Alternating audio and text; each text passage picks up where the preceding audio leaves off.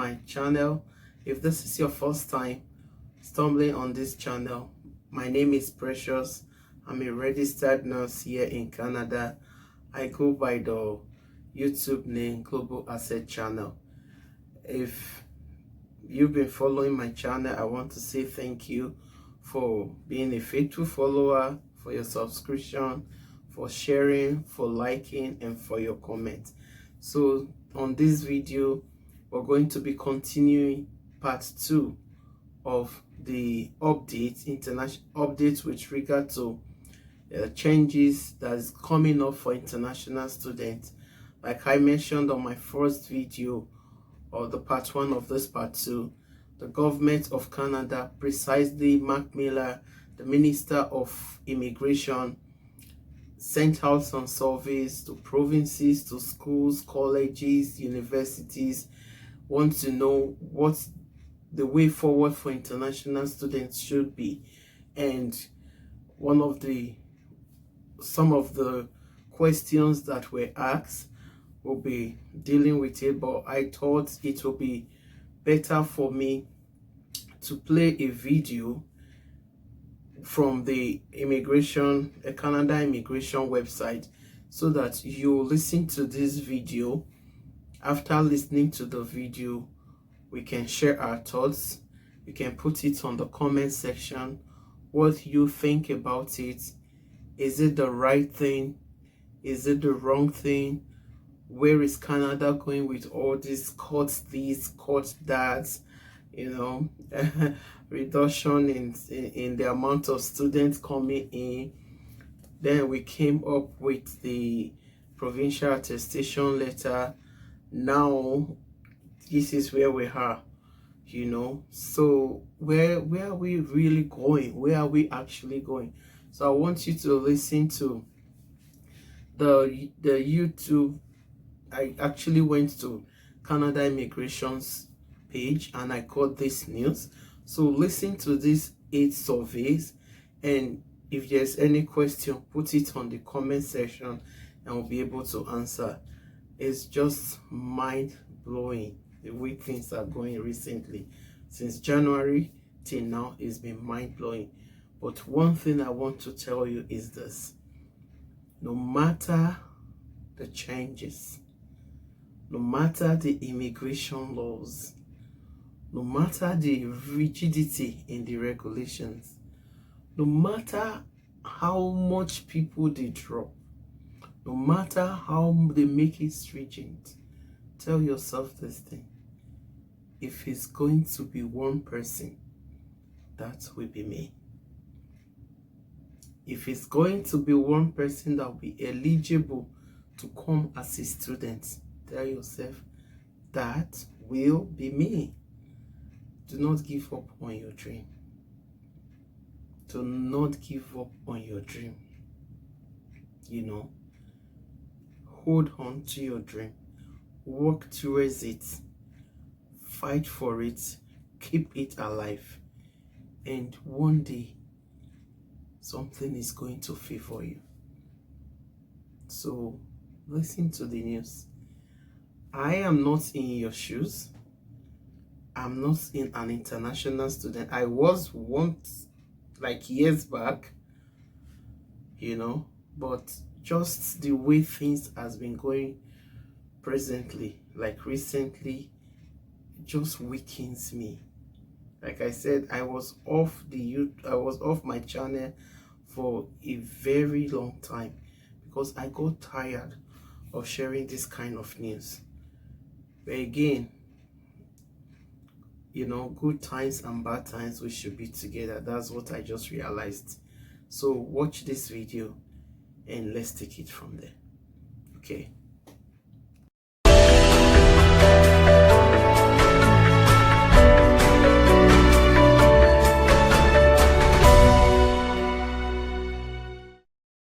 Hello everyone. Welcome back to our channel, Canada Immigration. We hope you're doing great. In this video, we're going to talk about IRCC working on 8 new Pgwp changes for international students.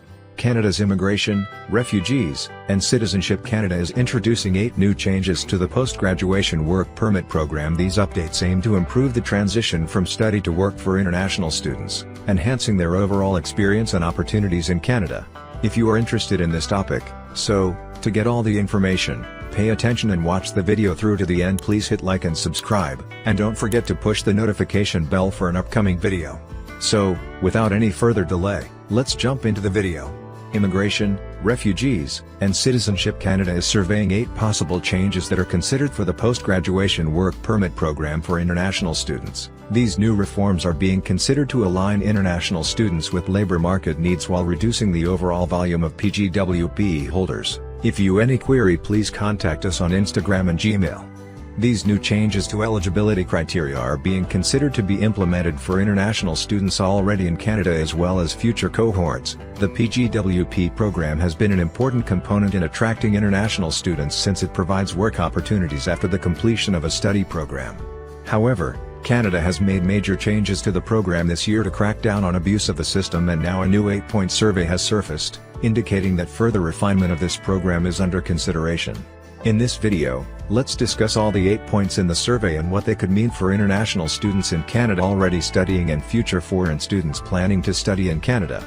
If you any query, please contact us on Instagram and Gmail.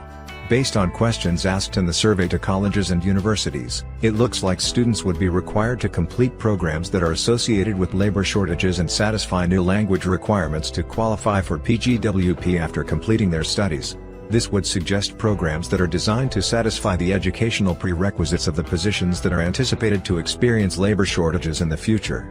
Study programs would be classified by Canada's National Occupational Classification, as indicated by the 8-point survey. For instance, carpenters would be assigned to one of 3 disciplines of study: construction trades, carpentry, or woodworking/general. If you any query, please contact us on Instagram and Gmail. Question 1. If Pgwp eligibility were restricted based solely on occupations in shortage and corresponding programs of study, which occupations should be included based on the needs in your area? Please indicate if any occupations in shortage should have been reflected in the mapping document, along with your rationale. The first question asks if any other jobs need to be added to the list if occupation-specific eligibility criteria are set in addition to the ones that IRCC and DSDC have already mapped using the classification of instructional programs system. If you any query, please contact us on Instagram and Gmail. One part of this survey does suggest that study programs corresponding to occupations eligible for category-based selections in the express entry draw are more likely to be there. After hearing back from educational institutions in different provinces, IRCC is expecting to reach a consensus on adding new occupations in demand, in addition to the ones already listed by ESDC and IRCC, as well as those that are already eligible for express entry targeted draws. If you any query, please contact us on Instagram and Gmail. Question 2. What, if any, cohorts should be exempted from these changes, such as Francophone students, graduate degree programs, or others? Please indicate the rationale. The second question of the survey is anticipated to be aimed at deciding exemptions if new Pgwp eligibility criteria are set, such as for students with a high level of French proficiency or certain degree programs. This is somewhat similar to what we have already seen in Pgwp changes, like favoring master's and PhD program graduates by giving 3-year Pgwp irrespective of the duration of their study program. However, new proposed changes are aimed at determining whether occupation-based study program eligibility criteria for Pgwp should exempt certain degree programs or be based on fluency in the French language. If you any query, please contact us on Instagram and Gmail. Question 3. Should international students be required to demonstrate proof of a job offer aligned with the occupational shortage list to hold a Pgwp beyond 1 year? This question is aimed at solving the issue of the increase in temporary residents, mostly Pgwp holders, in Canada. If this condition is added to the Pgwp eligibility criteria, then students will have to submit proof of a job offer to continue working on Pgwp. This seems not to be universal, but only for study programs that will be aligned with the occupational shortage list mentioned in the first question. Question 4. Should any other eligibility criteria, language, provincial support, etc., apart from a job offer, be applied to Pgwp holders seeking to extend their permit past 1 year? This is the expansion of eligibility. Further to question number 3, it suggests that students may be required to submit another language proficiency test and/or provincial approval to continue working on Pgwp after the first year. If you any query, please contact us on Instagram and Gmail. Question 5. What is your view of applying these labor market-based changes to Pgwp eligibility to all graduates upon announcement this year, rather than grandfathering students who are already studying in Canada at the time of implementation? The fifth is an important point that is kind of hanging a sword around the necks of existing students already in Canada who are currently enrolled in a study program. This question indicates that labor market-based changes to Pgwp eligibility could be announced this year, and the Immigration Department is considering whether to exempt existing students or not. Usually, any new government policy would exempt existing cohorts, but it looks like Minister Miller is ready to take a hard step. However, he wants to secure his position on this and is expected to make this decision based on the responses to this question by educational institutions. Question 6. How often should the occupational shortage list be revised, and at what point thereafter should it be applied to students whose studies are underway? This seems like a self-explanatory question since the labor market needs to keep changing. The department is asking stakeholders to determine the frequency of revisions of occupations in demand and when they should be effective. For example, this occupation list should be revised annually every 2 years, or every 3 years. And once the list is revised, at what point should it be implemented for students pursuing their studies? Like effective from next semester or effective after 6 months of the generation of a new list? Question 7. Do changes to the Pgwp being explored align with the profiles of candidates you'd like to remain working in your jurisdictions in the long term? This survey question is aimed at determining whether the new eligibility criteria for post-graduation work permits will be able to retain students in the region or province of the educational institution for the long term. Question 8. Is your PNP positioned to offer a viable pathway to permanent residence for international graduates with job offers in these key sectors? Are there any gaps between the labor market needs you have identified and your PNP's existing streams? Will any PNP stream amendments be required to ensure they remain responsive to graduates and Pgwp holders in specific occupations, e.g., regulated occupations? Question number 8 of this survey seems to ensure that students are set up for a pathway to permanent residency and are proactively aligned with the eligibility requirements of the provincial nominee program of a particular province. It is also to determine if existing PNP streams are optimally calibrated according to the labor market needs of the province and need reforms for certain occupations, such as regulated professions that require licensing. This is a good initiative to at least have foreign students set up for success by increasing the odds of transitioning from temporary residency to permanent residency. The IRCC's upcoming changes to the post-graduation work permit program will provide significant benefits for international students. These adjustments are set to streamline processes and enhance the integration of students into the Canadian workforce, reinforcing Canada's appeal as a top destination for international education. Stay informed for more details on these pivotal updates. That is all for today. In this video, what are your thoughts on this? Please let us know in the comments section below. Thanks for watching the entire video. Hopefully, the information is useful to you. See you later, in the next video. Till then. Welcome back from the news. Hey, my people. Like, seriously, did you listen to the part where this guy said that the news, the new law is going to affect the people that are already in the system and the future people? I've never seen where a law, I was already in the system before you made the law, that law will now affect me. I don't understand what's happening here. What I've always known is that if a law is passed, those who were already in the system before you pass that law, it will not affect them. But this guy is saying that this law, this survey, the results and from the conference they are going to be holding, the result from that conference or whatsoever decision they make is going to affect the students that are already here now and the ones that will be coming. Man, I don't know what's going to happen.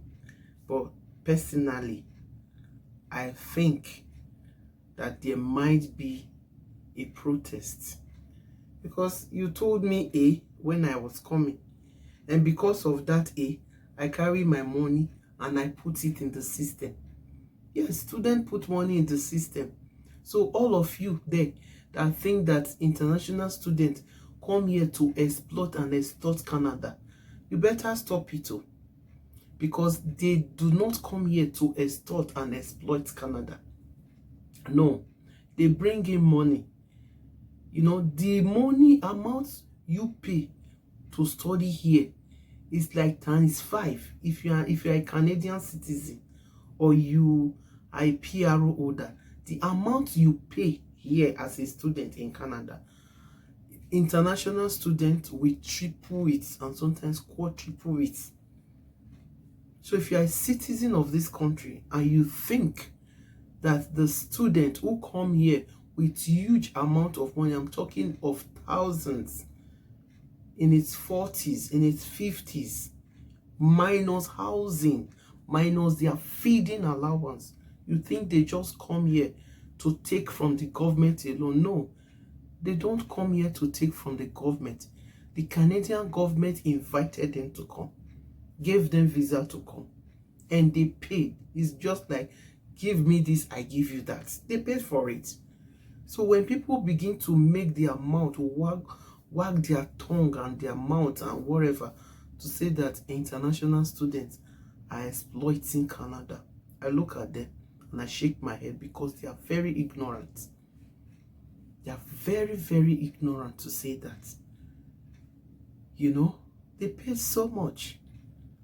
They paid so much. So, I don't understand. Put what you think on the comment section. What's your opinion about the government saying that this law is going to affect the people that were already in the system? The new law you are making today is going to affect people that have been in the system since last year, September, that are almost rounding off their courses. I don't understand though. Put in the comment section what you think. Is this right or is it wrong? Why should the old law, the new law, affect those that are already in the system? My opinion, I might be wrong, is that those that are already in the system, the law should not touch them. The new law should deal with the new people that are coming. Put your comments in the comment section and let's share what you think. So what does this mean to you? If you are coming as an international student, my advice for you is that please do your worst. There's a full video on my channel on WEST, how you can apply for WEST. Do your WEST. WEST is like a company that assess your international credentials to see if they are same with the Canadian degree or whatsoever degree you are bringing in. Go and assess your WEST. Get yourself ready to get into express entry. Get your IELTS done before you, from your country, before you reach Canada. Because when you get here, the stress of study, the stress of relocation, the stress of trying to adapt, like every stress will weigh you down. You'll not be able to do all these things. So please, while you are planning to apply as a student, also do your IELTS. IELTS. That's the English competency exam. I think they also do SEBI now in Canada. Do this, then do your WEST. Get ready to enter the pool, the express entry pool. There was this guy I was told came.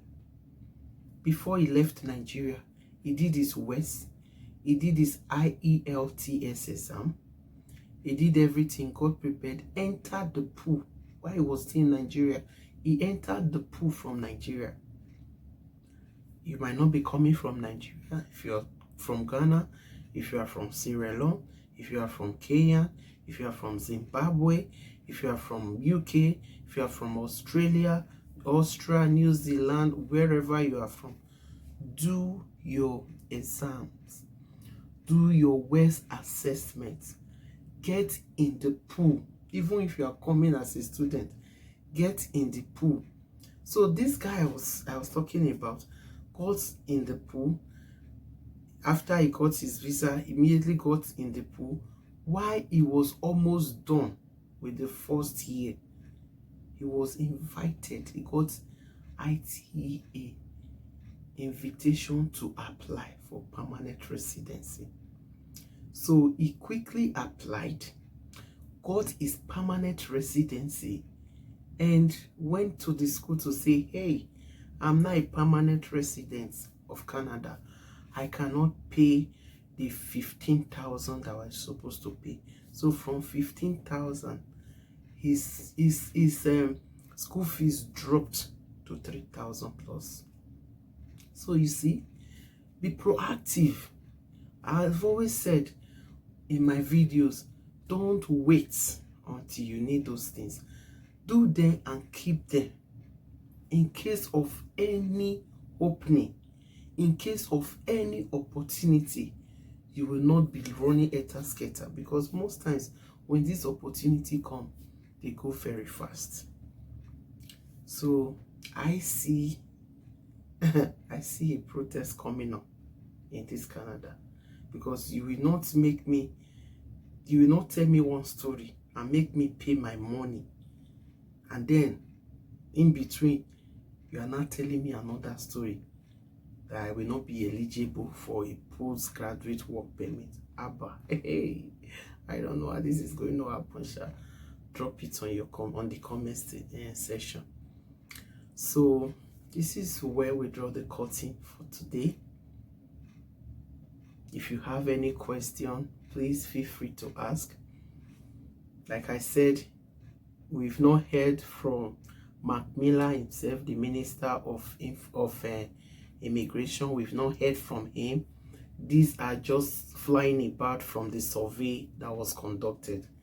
So we will want to hear from him, and we will hear from him in a few days' time when the conference will be held. So once again, please don't give up on your dream. Be proactive. Be proactive. Get everything ready. Hold on to what your dreams are. It doesn't matter whatsoever changes will be made. If God says it's your time, all protocol will be broken. Thanks for watching. If you've not subscribed to this video by now, please, I appeal to you to subscribe, like, share, comment. Don't just watch and just say, comment, encourage me. You know, I'll get encouraged when I see people commenting. I'll get encouraged when I see those likes. I'll get encouraged when I see, you know, those shares. So comment, like, and share. Until my next video, see you and take care. Okay, all the best.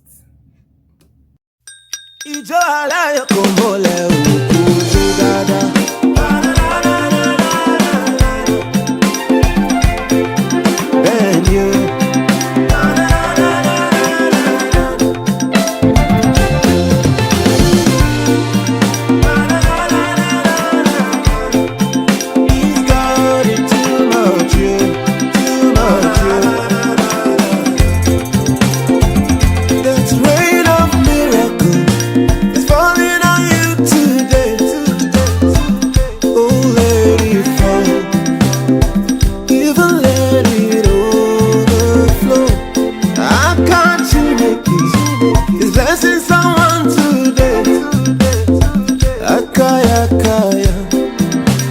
Jehovah.